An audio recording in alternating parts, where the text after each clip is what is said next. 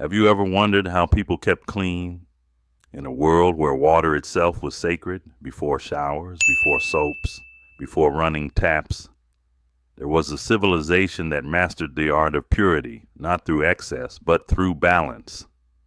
Tonight, we're traveling back to ancient China to uncover a forgotten truth: how millions of people stayed clean without wasting a single drop of water. And as you're about to see, their methods were not primitive, they were ingenious, and in many ways, far more sustainable than our own. The hidden philosophy of cleanliness. For the ancient Chinese, water was not merely physical, it was spiritual. It carried qi, life force. To waste it was to disrespect nature itself. This belief shaped everything. Bathing was not an act of luxury, it was a ritual of harmony. Every gesture, every scent, every warm towel was intentional. And here's the part modern society rarely understands. Most ancient Chinese people did not bathe by immersing themselves in water at all. They cleansed themselves without stepping into a tub. Why? Because water was precious, and purity to them came from balance, not abundance. The art of dry bathing. Step into an ordinary home 1,500 years ago, you wouldn't see a bathtub. You'd see a wooden basin, a ladle, a cloth, bundles of herbs hanging from the ceiling, and a single pot simmering on the fire. Inside the pot, fragrant herbs, mugwort, chrysanthemum, ginger, or green tea. The ritual began with steam, not water.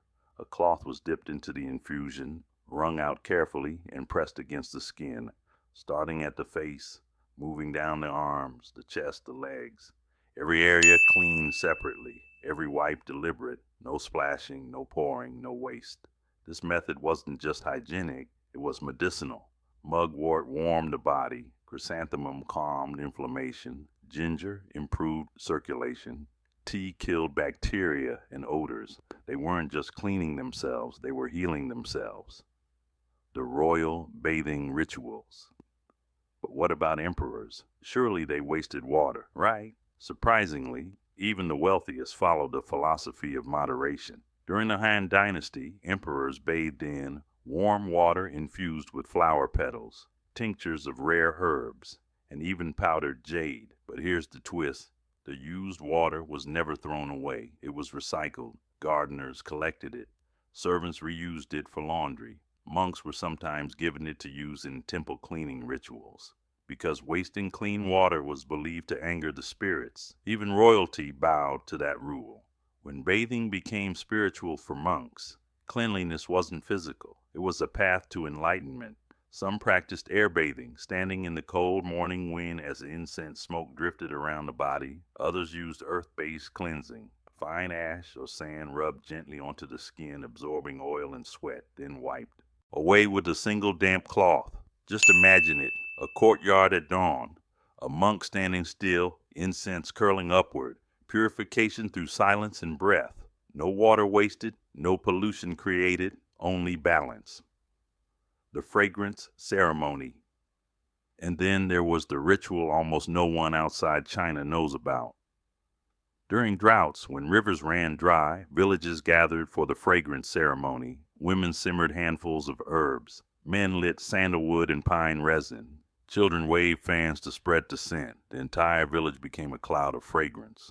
No one touched water. No one bathed in a basin. Yet everyone left feeling cleansed, because cleanliness was not measured by the eyes, but by the spirit. Why these methods still matter. When we look at their rituals, we see something extraordinary. They achieved hygiene through respect, not consumption. They understood something we often forget: you can't purify yourself while polluting the world around you. They lived lightly, they cleaned consciously, they balanced themselves with nature, not against it. Their wisdom wasn't primitive, it was sustainable, elegant, and profoundly human. The lesson for us. So perhaps the real question isn't, how did they bathe without wasting water? But what have we forgotten? Because in a time where showers run for minutes and clean water flows endlessly, the people of ancient China remind us purity begins with appreciation. Respect is the first step of cleanliness, and sometimes the quietest rituals carry the deepest truth. If you enjoyed this journey through time, subscribe to the Medieval Files and join me as we uncover the secrets history tried to bury, because sometimes the past holds the cleanest answers. Stu Wing.